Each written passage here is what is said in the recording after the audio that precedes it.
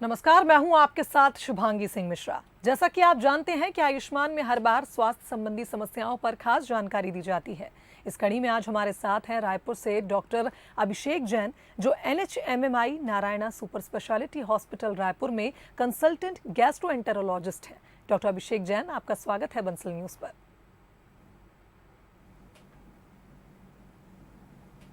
हाँ जी, मेरा सभी दर्शकों को नमस्कार। तो आज हम बात करने वाले हैं पेप्टिक अल्सर यानी पेट में होने वाले छाले और उनके इलाज के बारे में। सबसे पहले डॉक्टर अभिषेक, आपसे यही जानना चाहेंगे, पेप्टिक अल्सर आखिर होते क्या हैं?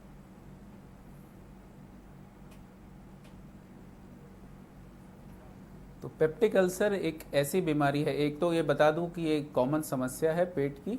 तो इसमें हम देखते हैं कि पेट का हिस्सा है और छोटी आंत का शुरुआती हिस्सा जिसको हम ड्यूोडेनम बोलते हैं, पेट का हिस्सा जिसको हम स्टमक बोलते हैं मेडिकल टर्म में, तो उसकी जो अंदरूनी सतह है उसमें हम एक घाव जैसा देखते हैं। जो अंदर उसकी सुपरफिशियल लेयर जो है म्यूकोजा वो इन्वॉल्व होती है और उसमें एक घाव जैसा उत्पन्न होता है जिसको अल्सर कहा जाता है। साथ ही साथ मैं ये भी बता दूं कि ये कॉमन समस्या है पेट की। अगर हम बात करें तो up to 3 to 5% of population इससे हमेशा कभी भी इन्वॉल्व रह सकती है। मतलब एक कॉमन समस्या है, 100 में से 3 से 4 लोगों को ये बीमारी पाई जा सकती है। बिल्कुल डॉक्टर अभिषेक, जैसा कि आपने कहा कि ज़्यादातर लोगों को ये समस्या हो सकती है, तो इस समस्या के पीछे क्या कारण होते हैं? पेप्टिक अल्सर के कारण क्या होते हैं, ये दर्शकों को ज़रूर बताएं।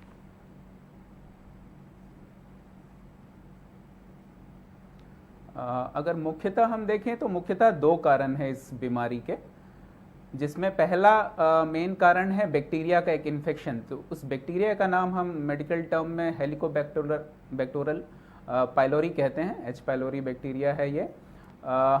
इसका इजाद करीबन 1990s या लेट 80s में हुआ था। ये एक बड़ा आविष्कार माना जाता था पेट की बीमारी या पेट के अल्सर के कारण और रोग और इलाज के बारे में। तो सबसे मुख्य कारण ये बैक्टीरिया है और जो यूजुअली फैलता है प्रदूषित खाना, पानी, ऐसा। तो खान पान के ज़रिए ये फैलने वाला बैक्टीरिया है।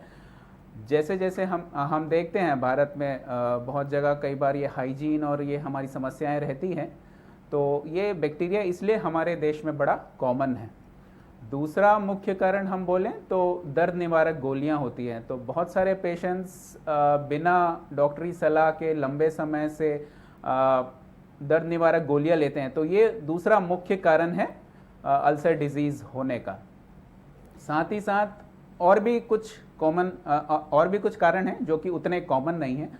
तो उन कारणों की बात करें तो हम और कुछ दवाइयाँ जैसे स्टेरॉइड्स जो यूज़ की जाती हैं, कई बार ये इकोस्प्रिन, एस्पिरिन, ये सब जो हार्ट पेशेंट्स को दी जाती हैं, ये सब दवाइयाँ अल्सर का रिस्क बढ़ाती हैं। साथ ही साथ कुछ और इन्फेक्शंस जैसे कि कुछ वायरल फंगल इन्फेक्शंस या इवन टीबी के इन्फेक्शन भी अल्सर के रूप में प्रेजेंट कर सकते हैं। कुछ और अनकॉमन कारण की हम बात करें तो कई बार ये रेडिएशन के मरीजों में या कीमोथेरेपी ड्रग्स, ऐसे मरीज जो इनको यूज़ करते हैं, या एक पेट की स्पेसिफिक बीमारी होती है जॉलिंगर एलिसन सिंड्रोम, ये सब में अल्सर पाए जाते हैं। लेकिन मैं दर्शकों को जो बताना चाहूँगा मुख्य कारण वो है एक एच पाइलोरी बैक्टीरिया और दूसरा है दर्द निवारक गोलियाँ। तो ये 2 चीज़ से हमें सावधान रहना है। ये इन्फेक्शन से बचने के लिए खान पान और अपने हाइजीन उसमें ध्यान रखना है, और दर्द निवारक गोलियां कभी भी बिना डॉक्टरी सलाह के इस्तेमाल नहीं करनी है। बिल्कुल डॉक्टर, जिस तरह से आपने जिक्र किया है बैक्टीरिया का, तो वो कौन सा बैक्टीरिया है और ये शरीर में कैसे एंटर कर जाता है जिसके कारण पेप्टिक अल्सर हो जाता है?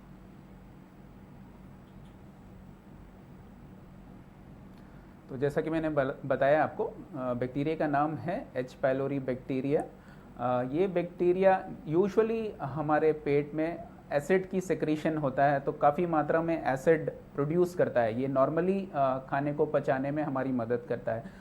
तो ज़्यादातर इन्फेक्शंस इस एसिडिक एनवायरनमेंट में अपने आप को ज़िंदा नहीं रख पाते। तो ये खास तरह का बैक्टीरिया है जो कि इस एसिड एनवायरनमेंट में अपने आप को पनपता हुआ रख सकता है, और कहीं ना कहीं ये आंतों की जो हमारी लेयर है, जो प्रोटेक्शन लेयर है, जो म्यूकोजा है, और कई सारे जो सेक्रीशंस पेट करते हैं उन इन्फेक्शन से बचने के लिए, उनको ये बैरियर को तोड़ता हुआ म्यूकोजा को डैमेज करता हुआ, अंदरूनी सतह को डैमेज करता हुआ अल्सर प्रोड्यूस करता है।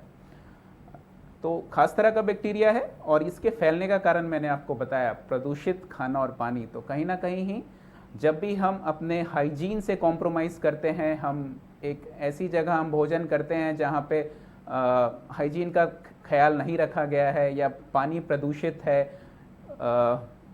कहीं ना कहीं हमने सब्जियां या जो भी चीज़ हम उपयोग कर रहे हैं उसको हमने बहुत अच्छे से सफाई नहीं करी है उसका, तो ऐसी चीज़ें जब हम हाइजीन से अपने कॉम्प्रोमाइज़ करते हैं तो ये बैक्टीरिया आसानी से हमारे शरीर में प्रवेश कर जाता है और धीरे धीरे ये स्टमक या ड्यूोडेनम के में डैमेज करके अल्सर का रूप लेता है। बिल्कुल डॉक्टर अभिषेक, जैसा कि आपने जिक्र किया कि एसिडिटी अगर ज़्यादा बढ़ जाती है स्टमक में तो उस कारण से भी ये बैक्टीरिया किल हो जाता है और फिर अल्सर हो जाते हैं। नॉर्मल रूटीन की अगर हम बात करें, ज़्यादातर लोग अपने खाने पीने को लेकर एक रूटीन फॉलो नहीं करते तो उनमें भी एसिडिटी की प्रॉब्लम ज़्यादा हो जाती है। क्या यही एसिडिटी की प्रॉब्लम आगे जाकर बढ़ जाती है और अल्सर का रूप ले लेती है?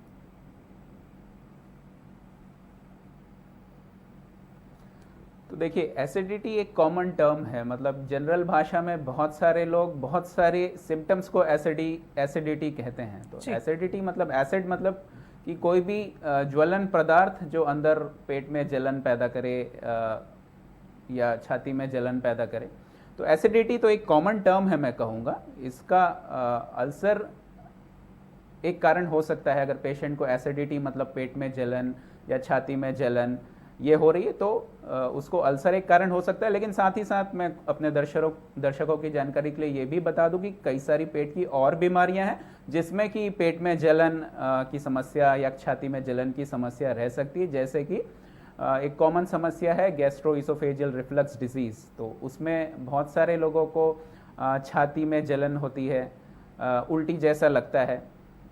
साथ ही साथ कई बार एक हम कॉमन बीमारी और है पेट की जिसको हम फंक्शनल डिस्पेप्सिया कहते हैं। ऐसे कंडीशंस में जब हम मरीज़ की जांच करते हैं तो उसमें अल्सर या कोई भी घाव नहीं मिलता है, तो कहीं ना कहीं पेट का एसिड जो एनवायरनमेंट है या पेट के मूवमेंट में प्रॉब्लम है, उन पेशेंट्स में ये फंक्शनल डिस्पेप्सिया रह सकता है। तो कहीं ना कहीं हमें पेट के जो अल्सर है, पेप्टिक अल्सर डिजीज़, उनको इन बीमारियों से भी डिफ्रेंशिएट करना है, जो कि हम कुछ आसान सी जांचों के माध्यम से कर सकते हैं। तो ये बताना चाहूँगा दर्शकों को, किसी भी दर्शक को या पेशेंट को अगर पेट में जलन हो रहा है या पेट में हल्का दर्द हो रहा है तो वो अल्सर हो ऐसा ज़रूरी नहीं है।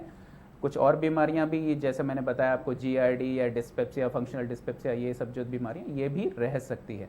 तो एसिडिटी एक सिम्टम है लेकिन ये कई बीमारियों में पाया जा सकता है, साथ ही साथ अल्सर में पाया जा सकता है। और साथ ही साथ अगर पेट में किसी को अल्सर है तो कुछ और कॉमन सिम्टम्स भी रहते हैं, जैसा कि जलन के अलावा पेट में हल्का दर्द होना, भूख ना लगना या थोड़ा सा खा करके पेट भर जाना, उल्टी होना। और जैसे जैसे बीमारी बढ़ती है कुछ और सिम्टम्स या कॉम्प्लिकेशन आते हैं जो हम आगे चर्चा करेंगे। बिल्कुल डॉक्टर, जिस तरह से आपने बताया कि डायग्नोस के लिए टेस्ट किए जाते हैं, तो हम नारायणा सुपर स्पेशलिटी हॉस्पिटल की बात करें, यहाँ क्या कुछ सुविधाएं ऐसे मरीजों को मिलती है और किस तरह से यहाँ पर इलाज किया जाता है पेप्टिक अल्सर का?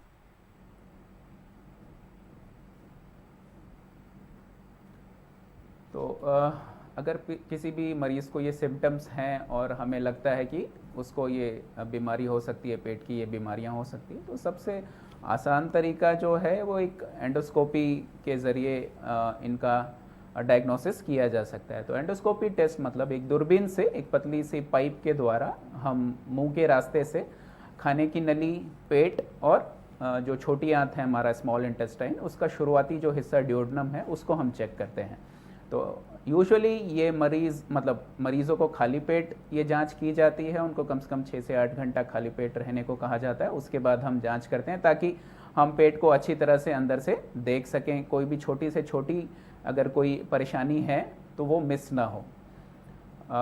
ये टेस्ट हम यूजुअली एक लोकल एनेस्थीसिया देकर करते हैं, मतलब एक गले में हम एक स्प्रे देते हैं जिससे कि पेशेंट को वहाँ पे एहसास कम हो जाता है और टेस्ट में के दौरान उनको तकलीफ़ कम हो उस माध्यम से। अगर कोई मरीज़ ज़्यादा एंग्शियस है, उनको लगता है कि ये टेस्ट करने में उनको समस्या हो, तो कई बार हम हल्का सा बेहोशी का इंजेक्शन देकर भी ये टेस्ट करते हैं। तो एक सिंपल एंडोस्कोपी के द्वारा इस बीमारी का पता लगाया जा सकता है और एक बार पता करते हैं हम, तो एंडोस्कोपी के दौरान ही हम एक छोटा सा टुकड़ा निकाल करके एच पाइलोरी को हम टेस्ट कर सकते हैं आसानी से। तो एक किट के माध्यम से हम एक छोटा सा टुकड़ा निकालते हैं पेट का, और उस किट में हम चेक करके एच पाइलोरी इन्फेक्शन है कि नहीं है ये आसानी से पता लगा सकते हैं, और उनका उस हिसाब से हम इलाज करते हैं। बिल्कुल डॉक्टर, जैसा कि आपने बताया कि किस तरह से इसका इलाज होता है, अगर हम बात करें उन लोगों की जो अधिक से अधिक शराब का सेवन करते हैं या सिगरेट पीते हैं, क्या उनके पेट में भी छाले होने के जो आसार हैं वो बढ़ जाते हैं?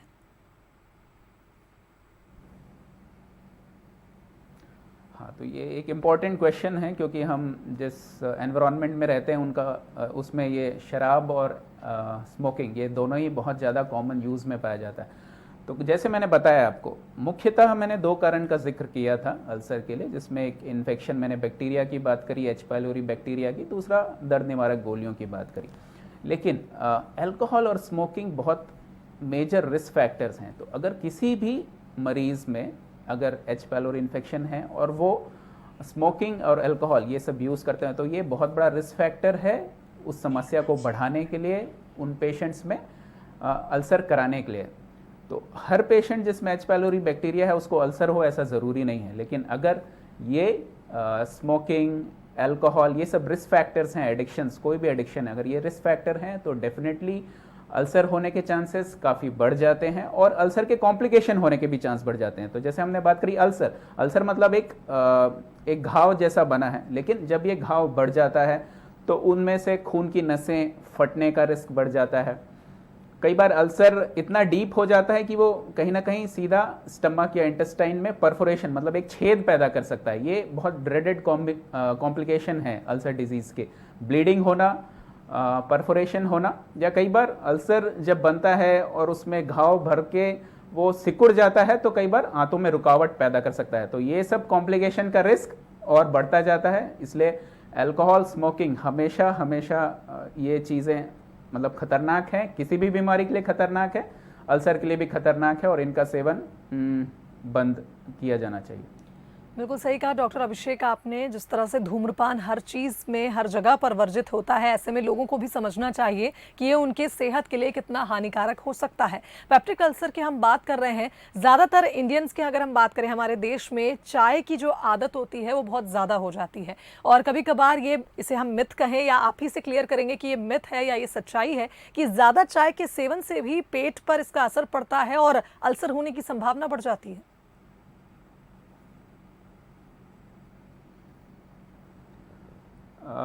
देखिए, चाय जब एक लिमिट में यूज़ किया जाता है तो वो कुछ नुकसानदायक नहीं है कहूँगा मैं, लेकिन जब हम बहुत ज़्यादा उसका अत्यधिक सेवन करते हैं तो कहीं ना कहीं एसिड सेक्रीशन ये जो है पेट में बढ़ जाता है। तो इसकी वजह से ये सब रिस्क बढ़ सकते हैं।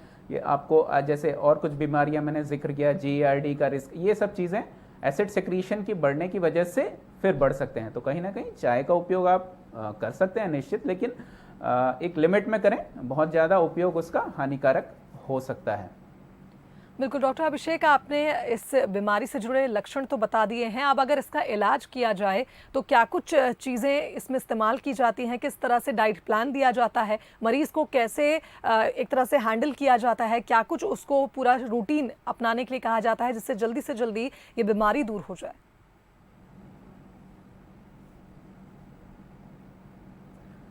तो अगर हम डायग्नोसिस करते हैं, हम एंडोस्कोपी करते हैं, उसमें हम पाते हैं कि अल्सर है, जिसका कारण हम उसी समय एक टेस्ट के द्वारा अगर पता कर लेते हैं, अगर ये एच पाइलोरी बैक्टीरिया के द्वारा है, तो फिर एक एंटीबायोटिक का कोर्स दिया जाता है मरीज़ को। एक डेफिनेट कोर्स होता है, 2 हफ्ते का हम एंटीबायोटिक का कोर्स देते हैं, और साथ ही साथ कुछ ऐसी दवाइयाँ देते हैं जो अल्सर को भरने में मदद करें।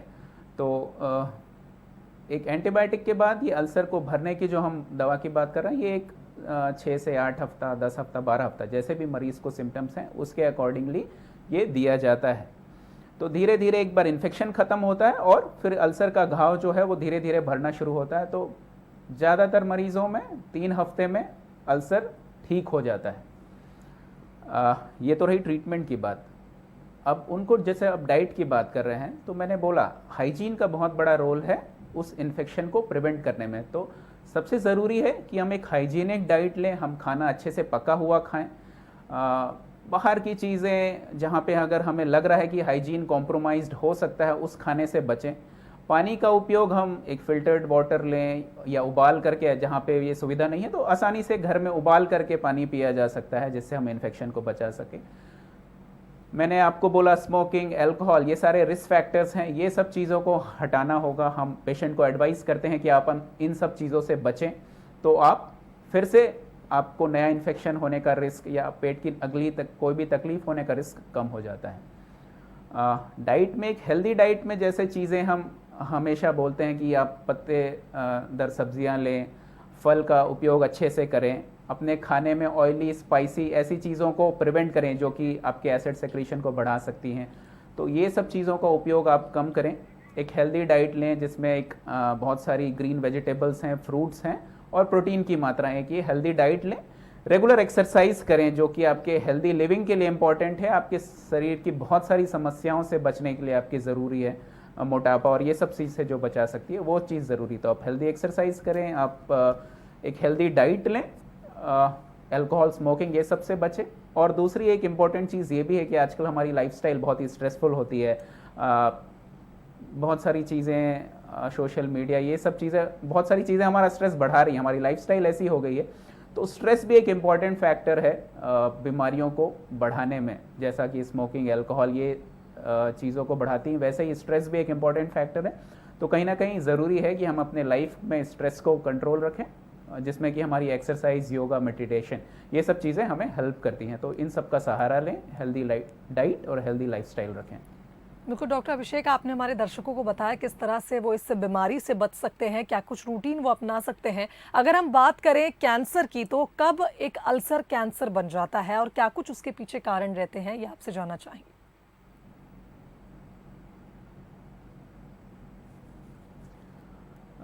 तो कहीं ना कहीं अल्सर से कैंसर का रिस्क बढ़ता है। तो अगर लंबे समय से किसी को पेट में अल्सर है और उसका प्रॉपर इलाज नहीं किया गया है ना, जैसा कि मैंने बोला एच पाइलोरी इन्फेक्शंस रहा है, उसको बहुत टाइम से रहा है, उस चीज़ को ध्यान नहीं दिया गया है, अगर वो बीमारी बढ़ती है तो ये कैंसर का रूप ले सकती है। तो इसलिए ज़रूरी है कि अगर हम अपने सिम्टम्स, कोई भी सिम्टम है तो हम उसको जल्दी पहचान करें, जल्दी डॉक्टरी सलाह लें, प्रॉपर डायग्नोसिस हो और उसका ट्रीटमेंट हो। तो शुरुआती स्टेज में जब एक नॉर्मल अल्सर है, इन्फेक्शन है, तो दवाइयों से वो पूरी तरह ठीक होने का चांस है। लेकिन अगर इसको उस स्टेज वो क्रॉस हो जाती है, बीमारी बढ़ जाती है और उसमें धीरे धीरे जो अल्सर में कैंसर के चेंजेस आने लगते हैं, तो फिर कहीं ना कहीं पेशेंट को कीमोथेरेपी, ऑपरेशन, ये सब की ज़रूरत पड़ती है। और खैर अगर वो भी हम कैंसर को अर्ली स्टेज में पहचान सकें तो भी इसका इलाज पूरी तरह से अवेलेबल है। कीमोथेरेपी और सर्जरी के द्वारा इसको कंट्रोल किया जा सकता है। बस ज़रूरत है कि हम अपने सिम्टम्स को पहचानें, प्रॉपर समय पे सलाह लें और दवाइयाँ का कोर्स या जो भी हमें सलाह दी जाती है उसको हम प्रॉपरली पूरा करें और लाइफस्टाइल सही रखें, ताकि वो रिस्क हमें आगे परेशान ना करें, हमें आगे फिर से अल्सर होने का या पेट की समस्या होने का चांस ना हो। बिल्कुल डॉक्टर अभिषेक, जैसा कि हमने बचपन से सीखा है कि एक बैलेंस डाइट होनी चाहिए और उससे हमें फॉलो करना चाहिए, लेकिन आज के समय में जब आप देख रहे हैं न्यू जनरेशन की अगर हम बात करें, इतना ज़्यादा बिजी शेड्यूल होता है, वर्किंग क्लास की भी अगर हम बात करें, बिजी शेड्यूल के कारण खाने पीने पर ध्यान नहीं दे पाते हैं। ऐसे में किस तरह से उनके लिए एक उपाय ढूंढा जाए, क्या उपाय आप बताना चाहेंगे जिससे कि वो एक सटीक आहार ले और उनकी लाइफस्टाइल में बदलाव इस तरह से लाएं कि ऐसी बीमारियों से वो दूर रहे।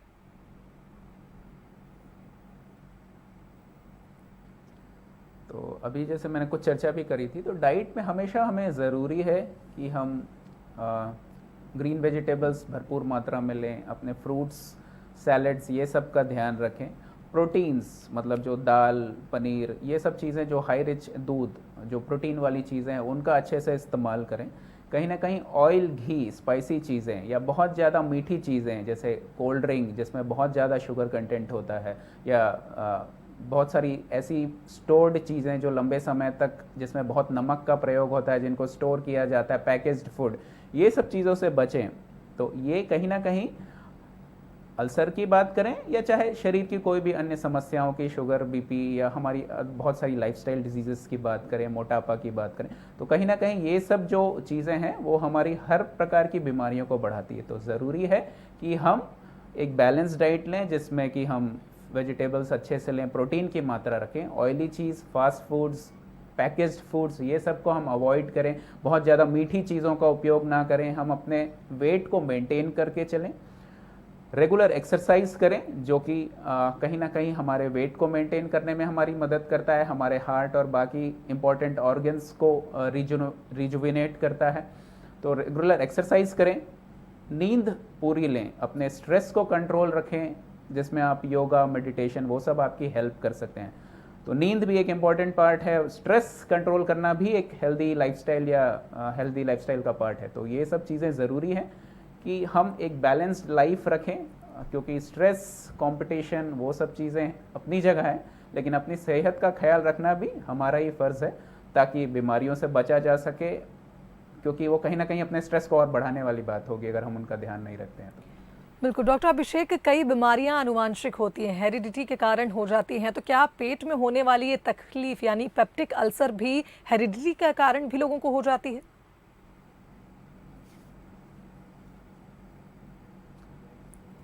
ये एक मैं मिथ है कहूँगा, अगर ये हम बात करें कि हेरिडिटरी हो सकती है कि एसिडिटी की। बहुत सारे लोग बोलते हैं कि हम, मेरे मदर फादर सबको एसिड का प्रॉब्लम था।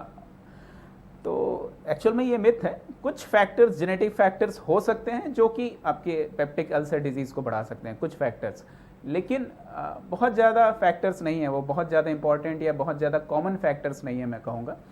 तो जेनेटिक रिस्क तो नहीं है इनमें, लेकिन क्योंकि कई बार ये होता है कि हम अपने फादर मदर में वो चीज़ बहुत समय से देखते होते हैं, तो कहीं ना कहीं वो चीज़ हम अपने ऊपर भी ले लेते हैं कई बार, और हमारी लाइफस्टाइल डाइट कहीं ना कहीं हमारे फादर मदर या हमारी जनरेशन जो है उसी से आगे पास ऑन होती है। तो वो तकलीफ़ कई बार आपको पेट की समस्या, एसिडिटी की वो और कुछ समस्याएं उनको दे सकती हैं, लेकिन बहुत ज़्यादा मैं बोलूँ हेरिडिटरी है ऐसा तो नहीं है। बिल्कुल डॉक्टर अभिषेक, ज़्यादातर देखा गया है कि लोग अपनी डाइट का तो ध्यान रखते हैं और स्ट्रेस की भी हमने बात करी, लेकिन जब आपके पास केसेस आते हैं, आपके पास मरीज आते हैं, तो कॉमनली उनका क्या कारण होता है कि उनको अल्सर हो जाते हैं? क्या कुछ वो बताते हैं आपको? डिफरेंट केसेस जब आप डील करते हैं तो वो कौन सा कॉमन फैक्टर है जो ज़्यादातर पेशेंट्स में आपको देखने को मिलता है?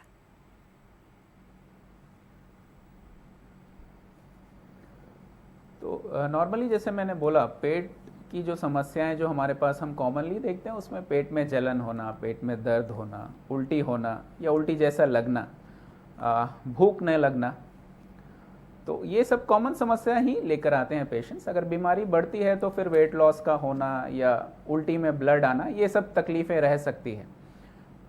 तो जैसा कि मैंने बोला, ये जो सिम्टम्स हैं और भी बीमारियों में रह सकते हैं, जैसे हम जीआरडी की बात करें, हम फंक्शनल डिस्पेप्सिया की बात करें, इवन हम कैंसर की अगर बात करते हैं तो भी पेशेंट हमारे पास यही सिम्टम लेके आ सकते हैं, पेट दर्द, भूख ना लगना, वेट लॉस होना। तो हमारा एज अ डॉक्टर हमारा काम ये होता है कि हम मरीज़ के सिम्टम्स को पहचानें, फिर हम आगे उनका उसके हिसाब से हम टेस्ट करते हैं, जिसमें हम रूटीन कुछ ब्लड इन्वेस्टिगेशन, हीमोग्लोबिन, ये सब चेक करते हैं।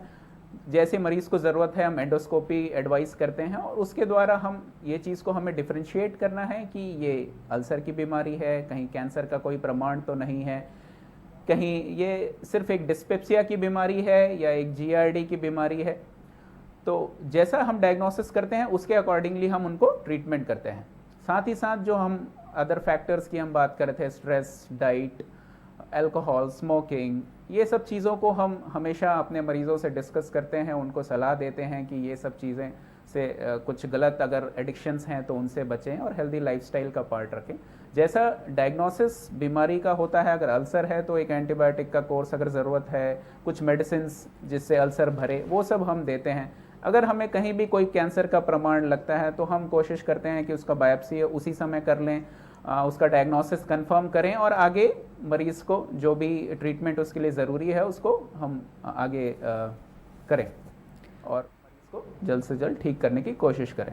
तो ज़रूरी ये है कि अपनी बीमारी को पहचान कर उसका इलाज करें। बहुत सारे मरीज़ों में कई बार हम देखते हैं जो जैसे फंक्शनल डिस्पेप्सिया की अगर हम बात करें तो ये एक ऐसी बीमारी है जिसमें कहीं ना कहीं पेट की अंदरूनी सतह, पेट, हर चीज़ नॉर्मल है, लेकिन मरीज़ को एसिड या पेट पे तकलीफ़ रहती है। तो ऐसे मरीज़ों को कई बार हमें बहुत काउंसलिंग की ज़रूरत पड़ती है। उन्हें ये भी समझाना पड़ता है कि आपकी जो बीमारी है ये खतरनाक नहीं है, कुछ दवाइयों के माध्यम से हम इसे ठीक कर सकते हैं। आप अपना लाइफ स्टाइल, अपनी डाइट, अपना स्ट्रेस, ये सब कंट्रोल रखें। तो जैसा हम डायग्नोसिस के अकॉर्डिंगली मरीजों को ट्रीटमेंट दिया जाता है। देखो डॉक्टर अभिषेक, आपका बहुत धन्यवाद इस इन्फॉर्मेटिव सेशन के लिए। और बहुत सी बातें हमने भी जानी पेप्टिक अल्सर के बारे में, साथ ही हमारे दर्शकों को ये भी पता चला कि अगर उनके पेट में इससे जुड़ी कोई भी समस्या हो रही है तो उन्हें जल्द ही डॉक्टर से कंसल्ट करना चाहिए और इस बीमारी का इलाज भी संभव हो सकता है। बहुत धन्यवाद आपका इस कार्यक्रम में हमारे साथ जुड़ने के लिए।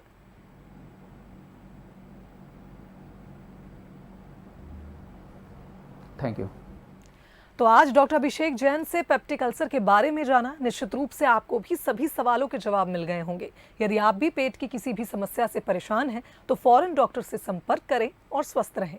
इसी के साथ हमारी खास पेशकश में फिलहाल इतना ही। कल फिर हाजिर होंगे एक नई स्वास्थ्य संबंधी समस्या के उपचार के साथ। नमस्कार।